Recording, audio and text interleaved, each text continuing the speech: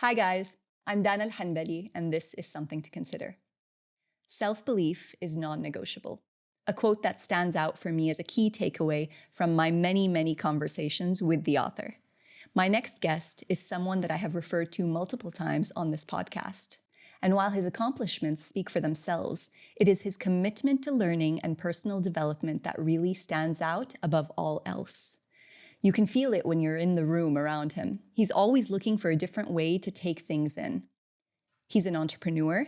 He actually got his start in Silicon Valley before finding his way to Dubai, where he has continued to build and lead. He is an endurance athlete that recently completed his first Ironman, an author with a new book coming out soon, and co-host of a podcast called Emergence Now, which I was actually just listening to on the car ride over here. It touches on everything from self-mastery to technology in the fast-paced, ever-evolving world that we inhabit. Dhiren Harchandani, welcome to Something to Consider. Thank you. Thank you so much for being here. Alhamdulillah. Hello. How are you doing? I'm in the middle. Really? Yeah. Wow. What's going on? So I think in the last few months, I've started thinking about this whole notion of living life in the extremes. I've always been on one end of this extreme of that spectrum of, just being really excited and, very passionate and trying to always put myself out of my comfort zone. But I realized that it's not sustainable. Like life is meant to be lived in the middle. Wow. And by that, I don't mean balance. I hate that word, Me balance. Me too. Thank you for saying that. Oh, yeah, strong word. Yeah, But it is. So in the middle. In the middle. Well, I love that. Thank you for the honesty. I feel like, that plays in nicely to what we want to talk about today. I'd like for us to have a real honest conversation about this idea of cultivating a growth mindset in a world that keeps changing. And in my case, a life that keeps changing. I feel like now we're kind of at a time where everyone is kind of in a level of self-awareness that they haven't been before. There's almost a high in this idea of getting to know yourself better, which is beautiful. But what has become kind of a result of that is that there's this emergence of, a lot of self-help mediums in the form of coaches, in the form of content, in the form of different educational tools, which is almost overwhelming. But before we get into that, I'd like to give the audience a bit of context about you. What context do we need to know about you to help us understand how you made that jump from, I don't want to say from entrepreneur because you are still an entrepreneur, but that shift in terms of mindset to what you do today as a transformational architect or coach? Great question. And that's a great place to start. So not long ago, anyone from the outside looking in would say successful, right? In terms of that one-dimensional view of success, right? I checked all the boxes. House on the golf course, sports cars, watches. Check, check, check, check. Anyone from the outside looking in would say successful beyond measure. But internally, I was in chaos. My outer game was great. I was winning that game, but I was putting it all on the line. I was putting my health on the line. I was putting my relationships on the line. I was putting my business on the line, my self-esteem, my confidence, all of it. And I was in the chase for more, to have more, to make more, to be more, more. Like that was the pursuit. And in the process, I was destroying my inner game. And as I went on this journey of trying to come out of this dark night of the soul, which went on for about 3 years. And the reason it went on for that long was because it was during a time when, meditation, mindfulness, coaching, these master classes, self-development wasn't as mainstream then as it is today. And so I didn't have the external help to try to navigate this. More importantly, I was Like vulnerability to me was not something that came very naturally. It was a sign of weakness. At least that was how I was conditioned and programmed to believe, coming from a very cutthroat environment in the Valley, specifically around consulting. And so, it took me a while to come out of it. But when I came out of it, I was called upon to coach and mentor budding entrepreneurs. Okay. And as I was coaching and mentoring these entrepreneurs, we were working on the outer game, pricing, scaling the business, getting into new markets, everything we learn in learning events that we attend or school or, these master classes and these podcasts. How do you scale a business? And we were getting a lot of success on the journey or I was getting a lot of success together with the entrepreneur that I was coaching and mentoring. But what I realized was as soon as they started winning the outer game, they came to a point wherein it was at the cost of their inner game. Wow. Their relationships started going through challenges. Their health started going through challenges. And at that point, I felt like I've been through this. This is exactly what I went through. I can't believe this is happening right in front of me to somebody else. And so that's when I started mapping out that blueprint, that inner game, what I call the inner game. Right. And as I started walking them through the inner game, I noticed that their business went through the roof. It started growing exponentially because it was now, to win the outer game, it's preceded by winning the inner game. And the inner game actually helped them play an even bigger game in their career, in their business. We're going to spend a lot of time talking about the inner game because I love the phrasing as well. I think it speaks to the challenge of realizing or coming to a point in your life where you realize that really the competition is you versus you. Yeah. And there's something very powerful in that as an idea. But going back to you, Dhiren, do you think that, because this is a story, unfortunately, especially now, that's being repeated in so many different ways. When it comes to this idea of, getting to a stage where you are ready to be more reflective and want to be more aware and want to kind of bring out or get started on working on your inner game, does one need to hit rock bottom?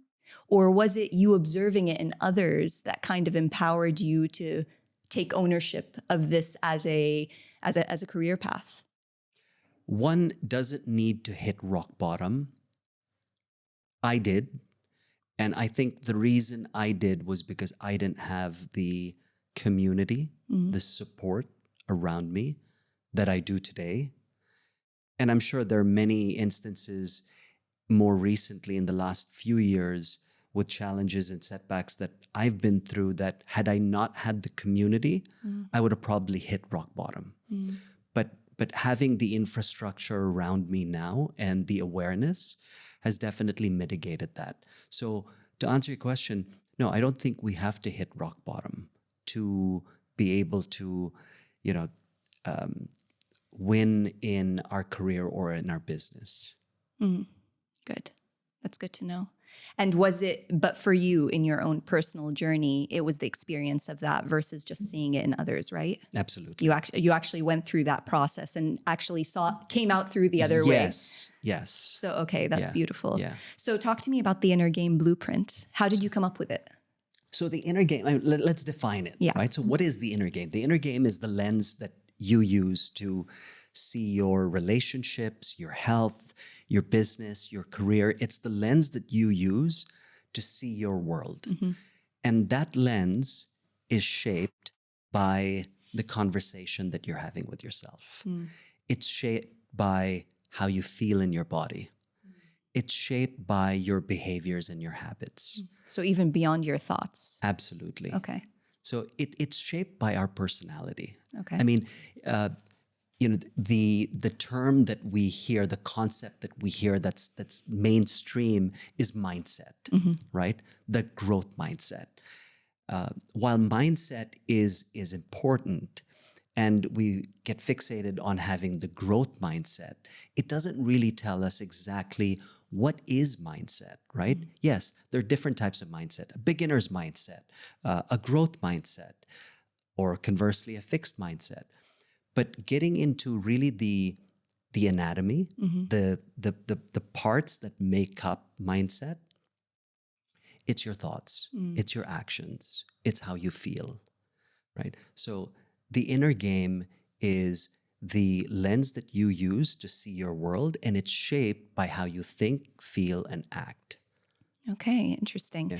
And how, like, if I were to ask you when it comes to, because it also plays into your belief systems, I would assume, right? Absolutely. So when it comes to kind of the impact of all of these things on your psyche, what is it? Like, is there a science to it? Is it something that is innate? Is it something that we almost have to train ourselves to do? Are we conditioned at a young age to kind of not to be as intuitive in terms of listening to ourselves?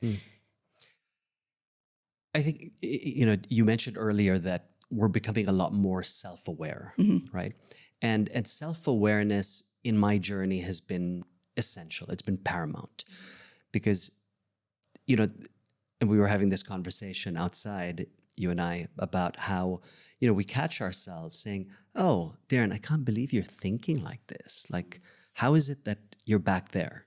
Right? I thought we got past this already, right? And just going meta and being aware of how we're thinking. So in terms of the science, yes, it's fully backed by science. And I'm happy you asked me that question because initially when I started thinking about the inner game, it was very intuitive. It was very much, from my experience around meditation and a lot of the coaching programs that I've been through.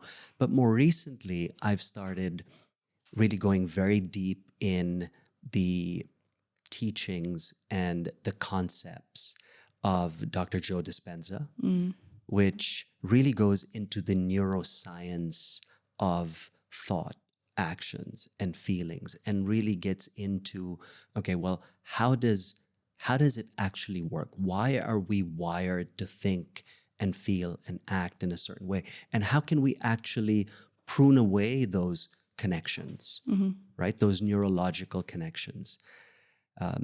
And yes, so to answer your question, it's fully backed by science. So I assume because But sorry, I was going to say that's a great question because when I look at we spoke about self-development. Yes. There's so much out there. Absolutely. Right? And I would say more than 50% is rubbish.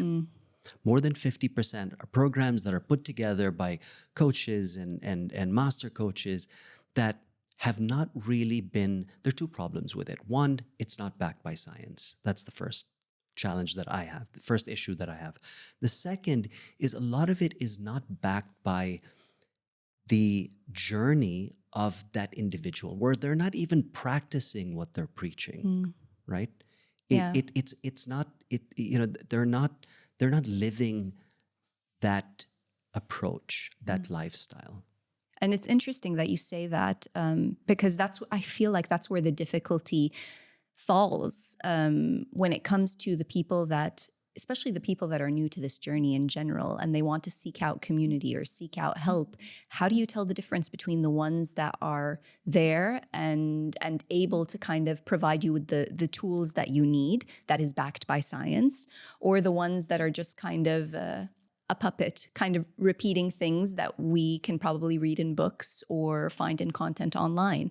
And I think, honestly, especially in my conversations with you, the real difference is that you actively live it to date.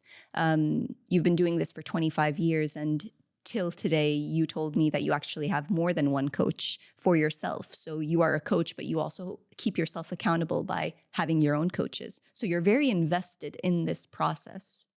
Absolutely.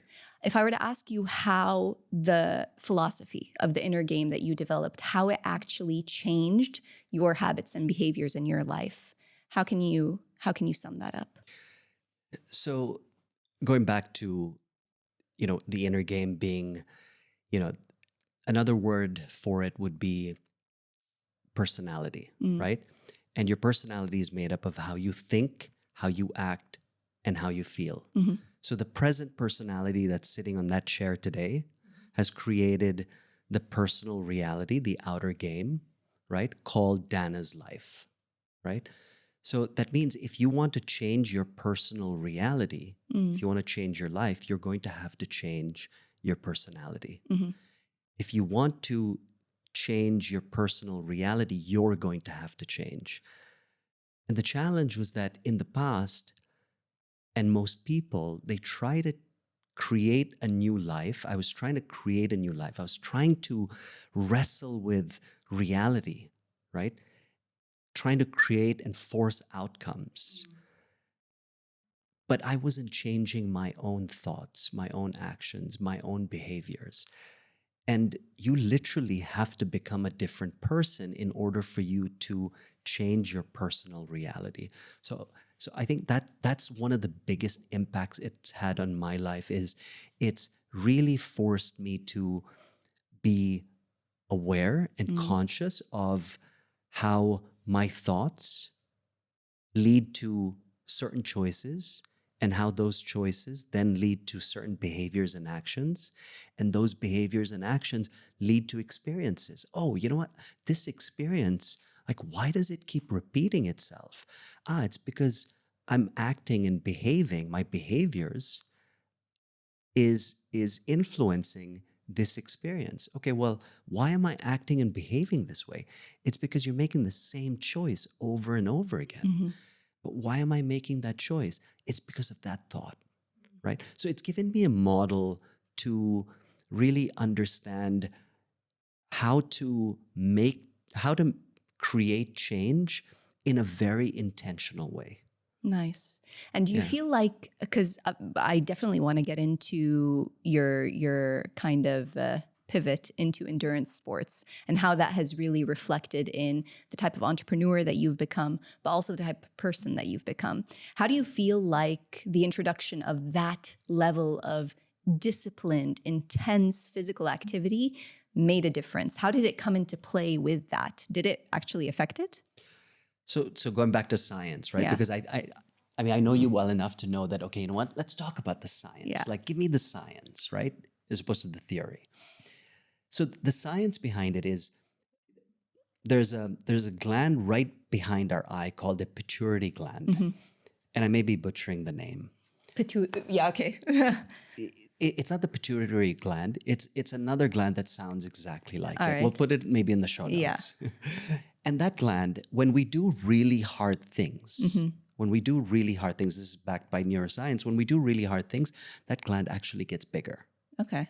And so it allows us to take on bigger challenges. And so it elevates our ability to be more resilient in the face of adversity.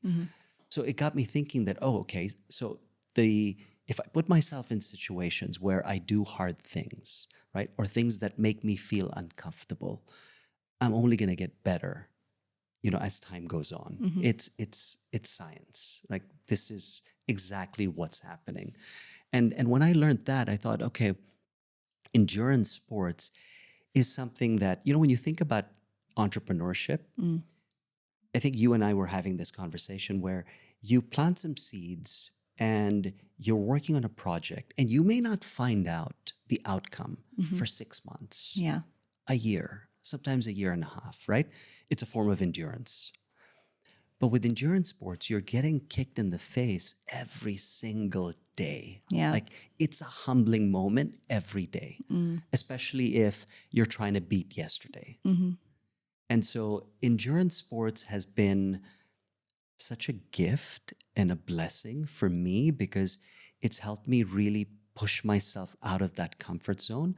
And it's also put me in a position where I've spent so much time in isolation with myself. And in those moments, I have no choice but to go back and try to reconcile certain thoughts, certain behaviors. Like, why did I do that? It just gives me that time to myself to really develop a relationship, a connection with myself.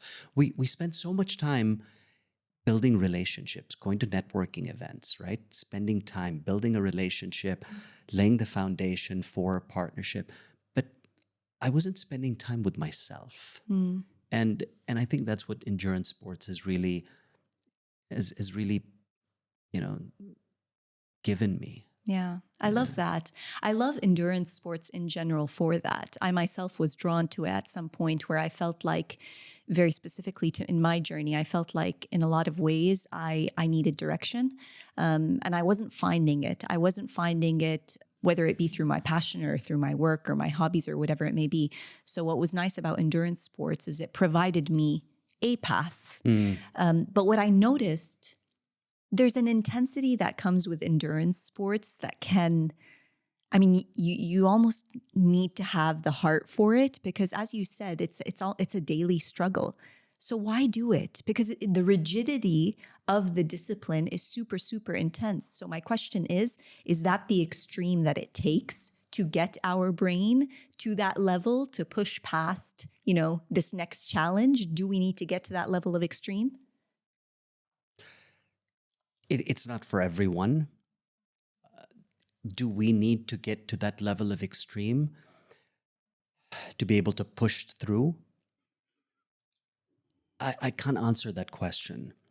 And the reason I can't answer that question is because my journey in fitness started with endurance sports. I mean, I used to play sports at a very high level when I was growing up, but it didn't shape me the way endurance sports is shaping me. I had coaches, but they were good coaches, but they didn't make a mark in my journey. I definitely learned a lot of skills, a lot of leadership skills in football pitches and basketball courts, but the level of self-discipline that I've been able to implement into my life from endurance sports has actually been liberating, because it's, how they say, the struggle of the artist versus the creator, right? Or the artist and the athlete, right? The artist will wake up and smoke a couple of cigarettes and drink some coffee, and that's how they get creative, right? Yeah. And the athlete will never understand that, right? Like, how can you be creative in that kind of chaos? While the artist will never understand the athlete who wakes up at 3 a.m, right? To, go on a 5-hour bike ride. Yeah. Right? But that structure, right, actually is the catalyst to being free, to being able to create. Interesting. Yeah. Interesting. Because you have that filter, that framework that that's superimposed into, so many aspects of your life, that now it's very easy to, to say no, to be very clear on what is it that I want, developing that clarity and really, almost drowning out the noise. Yeah. And that's what endurance sports does, is it drowns out the noise. And so do you need it to really break through that kind of level? I believe so. I mean, I can only speak from my experience. Yeah.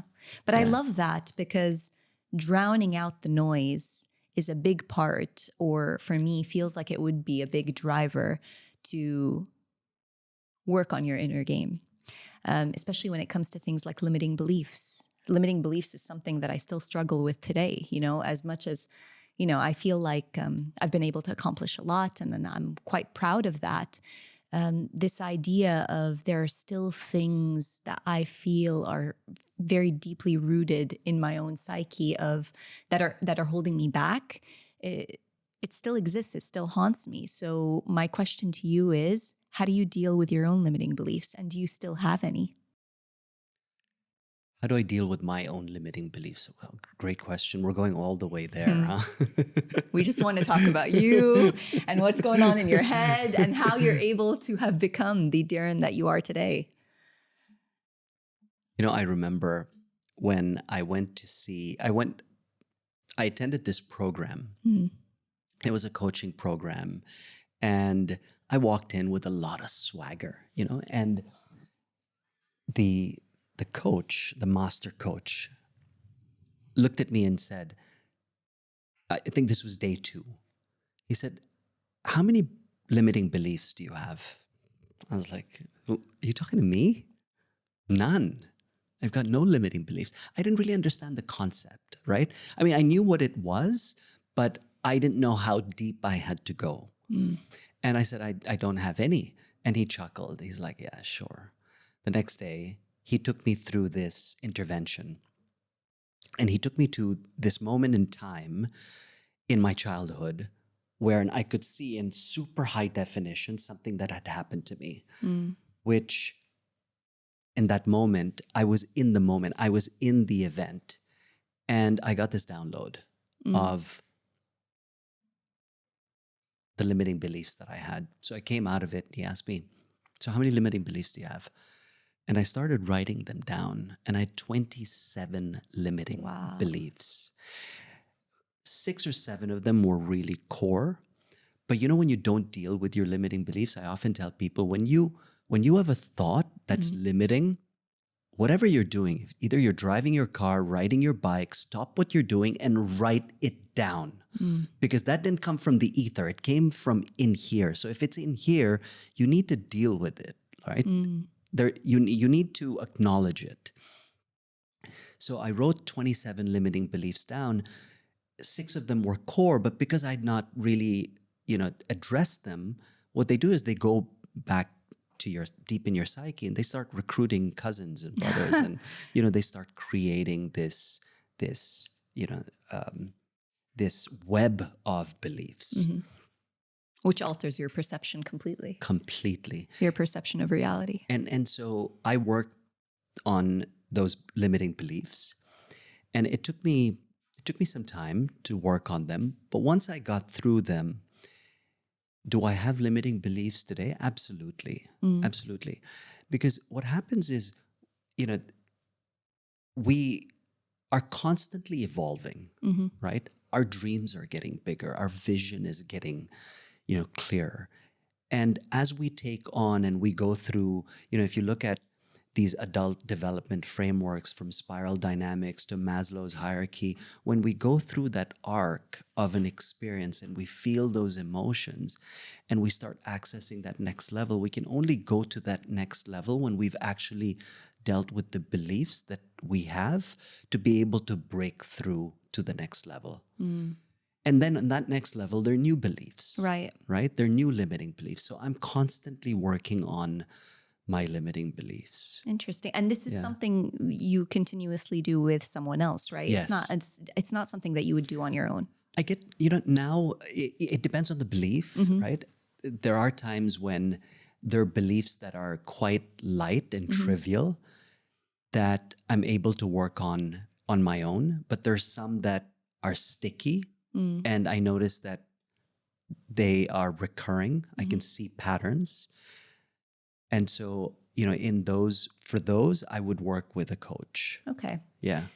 You've been to a few Dr. Joe Dispenza retreats or programs, and especially in the world of psychology, there are a lot of emerging practices that have come out around different ways to deal with, if it was psychology, it would be more around trauma and specific things that maybe you were conditioned to believe when you were quite younger. Are there any sort of emerging practices that stood out from those experiences that you've incorporated into how you work with clients? So neuroscience being one of them. Other practices. But when you say neuroscience, though, is it more like you've incorporated it in terms of you make more of an effort to educate people on it? So education is one of them, or one approach. But I'll give you an example. So, our brains are prediction machines, right? We're constantly predicting what's going to happen next, right? And we know that through neuroscience that this is how the brain works, right? So I'll give you an example. If you have let's say you have a soldier and an athlete, right? And let's say the fitness levels of both of these humans are exactly the same, right? And let's say they both get shot. Let's say the soldier gets shot on the battlefield and the athlete gets shot in a grocery store. Let's say same bullet, same spot on the leg, they have the same, muscular definition in terms of their physiological makeup. The soldier will feel that pain a lot less. We know it. Neuroscience will show that the soldier will not feel that pain as much as the athlete, because the soldier has a level of expectation that this is within the realm of possibility. So he's factored that into his thinking He's already. factored that into his thinking. He's expected something like this could happen, while the athlete would never expect something like that to happen in a grocery store, right? So we're constantly predicting outcomes based on that's what our brains do. And so when I'm working with clients, I'm trying to get them to understand, what are they predicting? What is the level of expectation that they have? So yes, while I'm teaching the concept, we're also now applying that concept in a very practical, context in either their business or their personal life, to really get that understanding to really resonate at a much deeper level. So that's what I mean by neuroscience. I mean, teaching it is one thing, but really applying it, right? And helping them apply it in their life, and then going through that repetition over and over and over. Because like you said so rightly, there's this abundance, right? This influx, this tsunami of information coming at us, right? And yeah, then the danger is we get into filter bubbles and echo chambers. But and that's why change is so difficult, is because we read the books, we attend the courses, we listen to the podcast, but at the end of the day, what's key is to actually do the work. Yeah. Right? I mean, if we're not doing the work, then we're not actually really changing. You're absolutely right. And it's one thing to want to make the change, but it's another thing to stay consistent in your commitment. And I think that's why you stand out, because you're quite committed to this idea of consistent progress. Have you ever faced any sort of stagnation though? All the time. Really? Yeah, absolutely. And that's why I'm trying to rewire my mindset, my personality, to really just be in the middle. Because I find that when I'm on one end of the spectrum, one extreme of the spectrum, I will swing back. It's inevitable, right? It's a law. You can't stay on one end of that spectrum. It's not sustainable.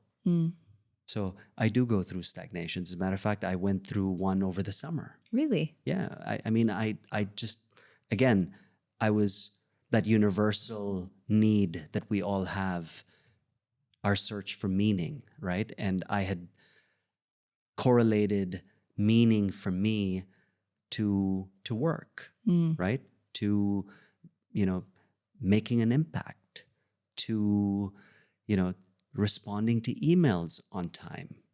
Just, these little things that it hit me, it revealed to me, like, who gave you the right to take 4 weeks off? Like, how did that happen? What are your clients going to think? What are people going to think? What are your friends and family going to think? And that got me to a point where, for a few days, I lost it. Like I was asking myself, the questions I haven't asked myself recently. So yeah, and I think stagnation is is a way to really rest. Yeah. Resting, I think, is as important, in endurance sports. Rest is just as important as performance. Yeah. I You know? actually learned that. Yeah, you're Yeah. right. Resting is performance. It's part of the program. They factor that in. Absolutely. Yeah, it's Absolutely. incredible. And so stagnation, I think, is, it has a negative connotation to it. But if you can use that to really self-reflect and ask, again, we go back to reflection. But if you ask yourself that question, like, why? What is my purpose? It it just opens portals for you. So for me, it opened portals that, in that moment, I'm here with my family and I really need to focus on what's right in front of me, as opposed to being in 100 different places and not being present in that moment. It goes to what you said the other day on one of the podcasts I was listening to. Your definition of success is just being content. I'm putting words in your mouth, but the essence was just being, in the moment. In the now. Right? In the now. Yeah. Yeah. How is this factoring into the way that you're raising your children? Which part? This entire mindset shift, this idea of there not being a specific way to do things, the fact that you play an active role in kind of being on this journey of self-discovery and listening to yourself, listening to your gut, being very in tune with your feelings, actions, and thoughts. Has it factored into your parenting? Dana, this is a really difficult question for me, because as someone who is always trying to, do better than I did yesterday, to be the best version of myself, to, be reflective, be self-aware, and follow the routine. Like, just being disciplined, so that I know, because that discipline is the access point to freedom. It's the access point to contentment. It's the access point to being in the middle. It's almost like that rite of passage. I used to impose and almost superimpose how I was approaching life with people around me. Specifically, you asked about family, but then I realized that it doesn't work. It's one thing to talk about it, but what we should really be doing is living it. And if you live it authentically, like really authentically in every cell of your body, right? If your objective, if there's this part of you that wants people, that you want your loved ones to, have that level of self-connection, that's level of contentment within themselves, like you desperately, like, I want this for you, right? And this is all you have to do. That doesn't work. It's you getting there, and then what you see around you completely shifts, right? Like Gandhi said, be the change, right? Yeah. And when I heard that the first time, I thought, oh, be the change. That's cute. Like, be the change. Like, there's a change I want to see. I'm going to be that change. But it goes so much deeper. What he actually meant was be the change, because when you change, everything you see around you changes. Absolutely. So I'm starting to see that with people around me. I'm starting to see that with my kids. But on the flip side, if I had to be really honest, and no one's listening to this podcast. Absolutely no one. If I had to be really honest, yeah, at times they say, oh, not again, Dad. Like, not again. And that to me is actually a test. It what it's reflecting back to me is, how do I feel when that's said? Like, do I recoil, or do I really believe in, the level of this? Like, so I'll give you an example. I go to bed before my kids do. And it's funny on the surface, but like, as a result, I'm not going to be able to spend as much time with them, right? But it's important for me to have that lifestyle because that's what makes me happy. That allows me to show up as the best father, as the best husband, as the best friend, as the best coach, as the best entrepreneur, as the best son in all the roles I play, right? So it's like, that saying, it's cliche, but when you're on a plane, help yourself before you help others. Absolutely. Right? It's like, when glucose comes into the body, right? We know this, we've seen it. Every cell is basically attacking it, trying to get it, because it's trying to get it, not because it's selfish, it's trying to get it in service to the whole, to the whole system, right? It's interesting because in a weird way, you've kind of outlined what conscious parenting should be about. And it should, from what I read, I'm not a parent, so I'm not an expert on this, but from what I understand, a lot of it has to do with kind of taking a step back and kind of allowing them to discover versus directing them in a specific way. And then you leading by example almost provides that direction. Should they be ready? Should they be even interested? Yeah. So it's interesting. The theme currently, with being in the middle, like the theme from a parenting perspective, the equivalent of being in the middle is good enough.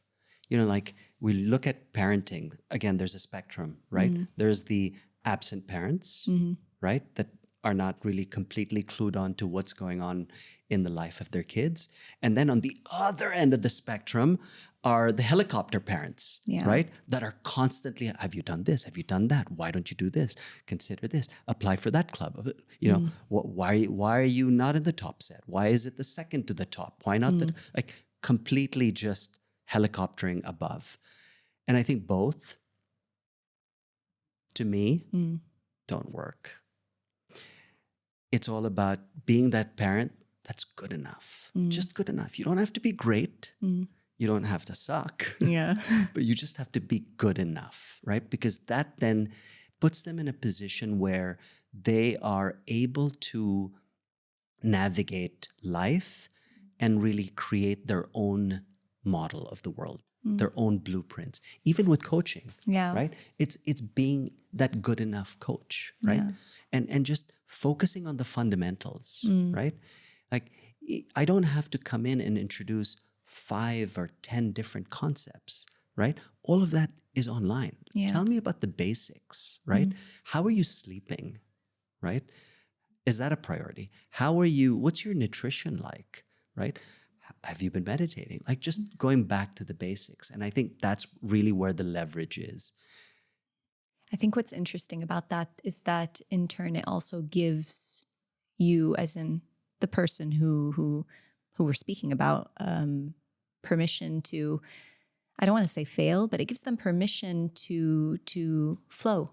It gives them permission to kind of, not be at their best all the time or not necessarily be at their worst, which is, I think, more manageable. Because I think what's super intimidating about this as a journey in general and why so many people are hesitant is because there's also a lot of toxic positivity around the word choices of what happens as a result of this. It's almost like it's sold as, take the program and your life will change, when really it's start the program and it's the beginning of an ongoing journey. Absolutely. So yeah, if you wanted to give advice to someone who wanted to seek out a coach, what would be maybe 1 or 2 of the things that you would highlight to look out for? Values. An alignment in values is key. So really asking and exploring, I should say, that alignment between your own values and the values of someone that you're thinking about taking this journey with. That's the first thing. The second would be, really comes down to the individual, right? What is it that you want? And has that coach been able to implement and incorporate that into their life, right? And I don't mean, specifically that thing, but the approach of maybe you're trying to, scale a business into a new market, right?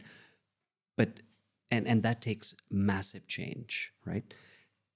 Maybe this coach has not done that, but they've been able to, to take on a challenge wherein they basically had to really step outside of their comfort zone and do something completely new that was completely unknown, where that was unpredictable, it was unknown and unfamiliar, right? Having that level of understanding is key, because what I find is that, there's these 4 levels. Have you heard the 4 levels of competence? No. So when I look at coaching, I look at there are 4 types of people that basically approach, the coaching community for coaching. There are 4 types. The first are people who are, let's call them the unconscious incompetence. Like they don't even know anything to begin with in terms of self-development. They haven't even started the journey. So for them, they need to read the books, right? They need to listen to podcasts. They need to read the books. They need to go from 0 to 1. Then you have the second type that are conscious incompetent. Like they're conscious of what they don't know, right? And so they're more intentional, more specific about what it is that they need to learn, right? To go to the next level. The third type are people who are conscious, competent, right? They're doing the thing. Like they have a methodology, they have a framework, they have, a technique that's working for them, and they know what they know, right? The fourth are people who are unconsciously competent, mastery. They've hit that level of flow. It's You like think when they exist? When you drove here, Yeah. were you fully present behind the wheel? No. Right? We've heard that example Yeah. before, because you've mastered that skill. So it's right? like second nature. It's second nature. You're not conscious. So when there's a ball coming at, Federer at 100 miles an hour, he's not thinking forehand, backhand.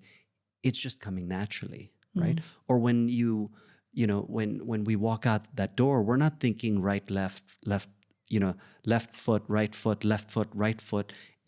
But kids actually think about that, right? And we forget. So the point I'm trying to make is that when you're looking at a coach, you want to find a coach who's not in the, in the realm where it's unconscious competence, because they're so far ahead that if you were to ask them, like if I ask you, Dana, how do you drive? Like, teach me how to drive. Like, it'll be very difficult for you to break it down for me, Correct. right? Because it's so ingrained it's so second nature for you now.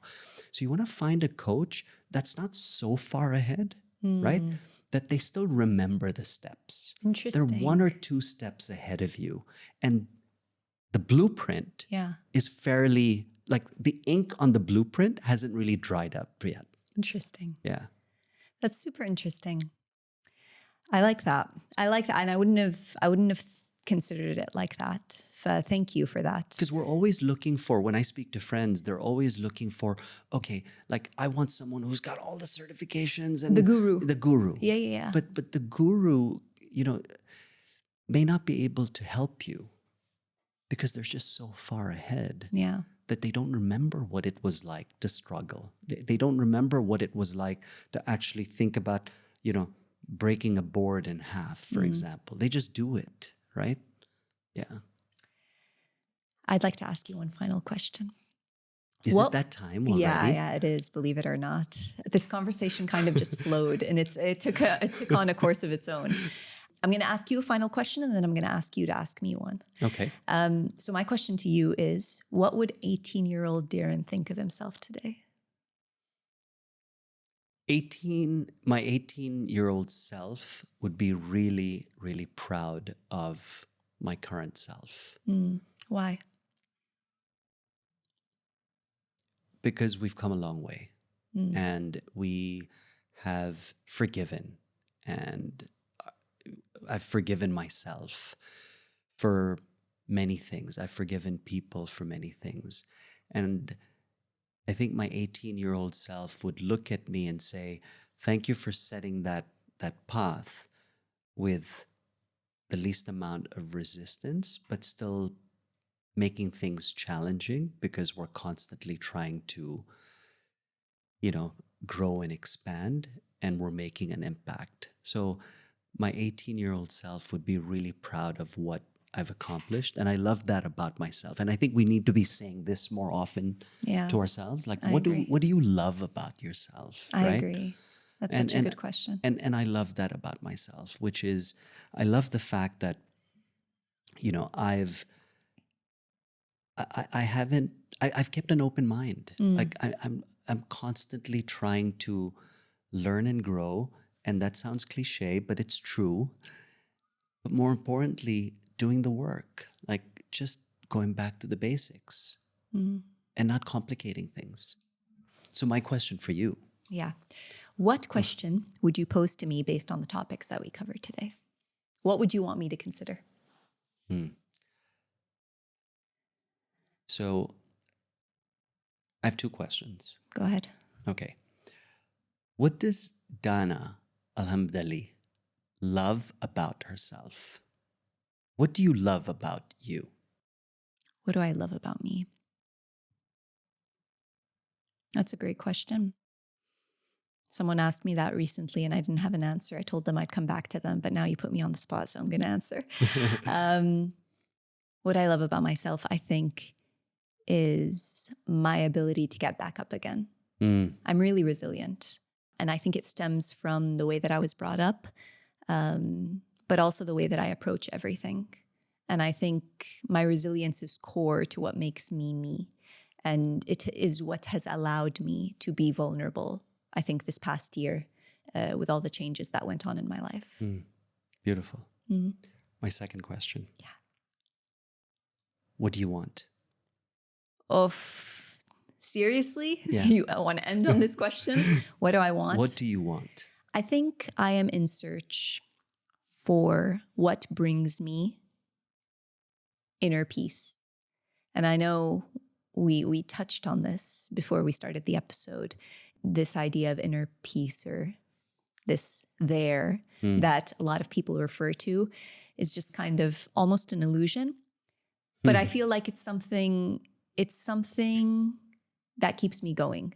This idea of it existing, this idea of getting to a place where I'm a little bit more at peace with myself internally, is definitely something that I want. And it's interesting because the more that I kind of challenge myself to reflect on how I'm getting there, the more I realize everything else that's happening around me means less than what's happening inside. Beautiful. You're not as focused on the outcome. Yeah. As opposed to what's going on inside you. Yeah. Yeah. I mean, I still go back and forth, but yeah, that's the goal. That's the human, that's the human journey. Yeah. Going back and forth. Truly, it is.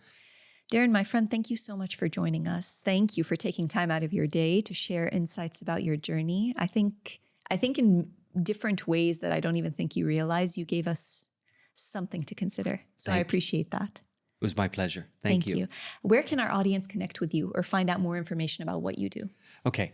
The easiest would be my website, dhirenharchandani.com, Dhiren, Harchandani.com. I'm also on Instagram, same name, and my podcast. Emergence Now. I'll make sure to link everything in the details of the episode. Thank you. Thank you. To all our listeners, I want to thank you for the privilege of your time. If you like the episode, please like, comment, or share. And also don't forget to subscribe to the podcast wherever you listen to it. Any and all support is very much appreciated. In the meantime, I hope you found something to consider.